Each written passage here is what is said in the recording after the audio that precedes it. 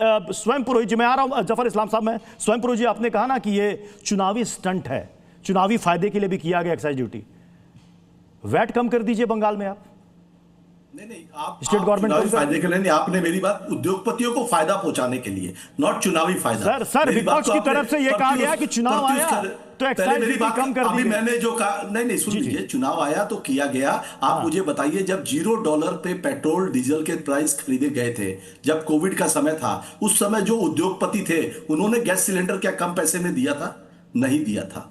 वो फायदा किसको हुआ? उद्योगपति मित्रों को हुआ, जो चंदा देते हैं भारतीय जनता पार्टी को, जो चंदा देते हैं भारतीय जनता पार्टी को। डायरेक्ट बेनिफिट, इनडायरेक्ट बेनिफिट, बहुत तरह की बेनिफिट्स है। ये indirect benefit Bharatiya Janata party को मिलती है। अभी भी जो घटाया गया है ना, इसका लाभ भी भारतीय जनता पार्टी को मिल जाएगा चंदे के रूप में। सरकारी, देखिए, जनता त्रस्त है। नरेंद्र मोदी की जो सरकार है, मुझे कहने में खराब लग रहा है कि जब से ये सरकार आई है, पनौती हटाओ देश बचाओ।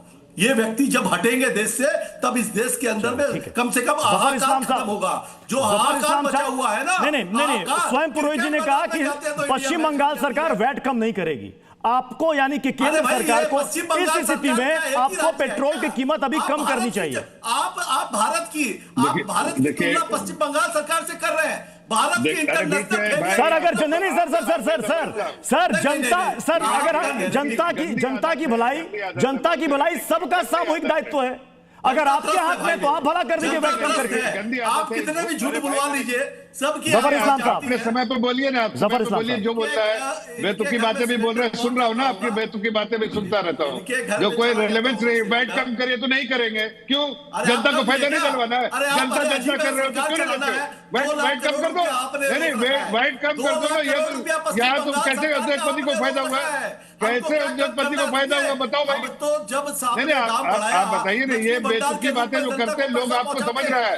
अभी एक्सपर्ट ने एक्सप्लेन किया, 1500 रुपया कर दिया है। इनका फीडर डाउन कीजिए, इनका फीडर डाउन कीजिए। अरे सवाल आप पूछ रहे हैं, जवाब भी आप ही दे रहे हैं, ऐसे कैसे चलेगा स्वयं पुरोहित जी? अगर सवाल किया तो जवाब तो ले लीजिए।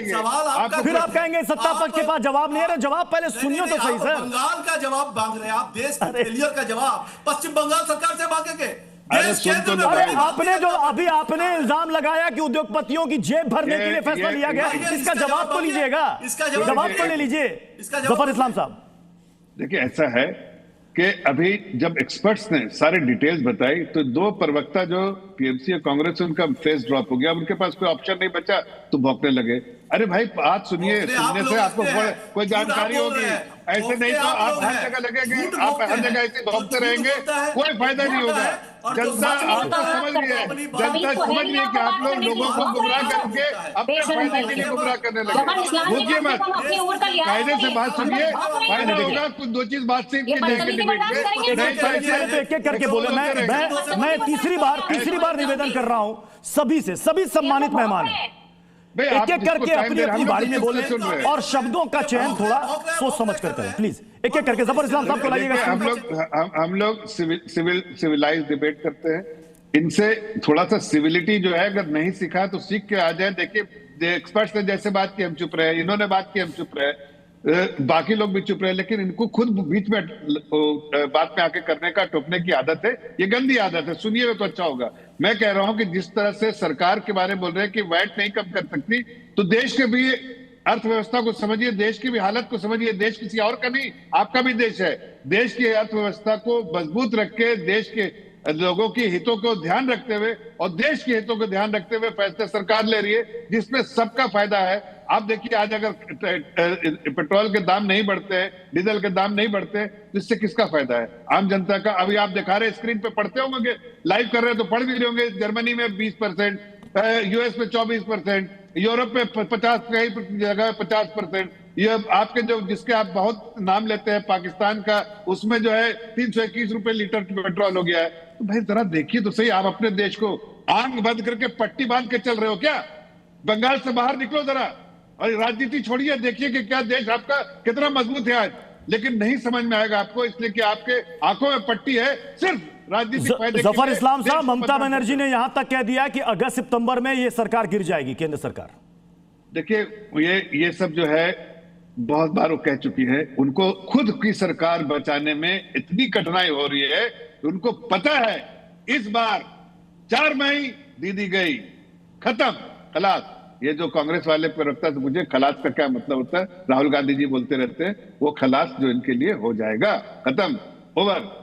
लेकिन ऐसा ही बयान 2021 में भी दिया गया था, लेकिन क्या हुआ, दीदी तो और मजबूती के साथ आ गई।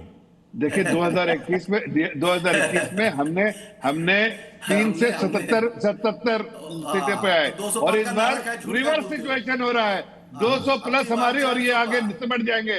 ये जितना भी उछल रहे हैं ना, आप देखिए 4 मई के बाद उछल नहीं पाएंगे, इनके पास कोई बात कहने के लिए भी नहीं रहे। जनता इनको नकारेगी। जनता ने देखा है कि किस तरह से इनकी सरकार, गवर्नेंस मॉडल क्या है वो देखो भाई। 4 मई को फिर मिलेंगे आपसे, 4 आप मई को फिर मिलेंगे आपसे, जरूर मिलूंगा भाई, जरूर मिलूंगा। चलिए।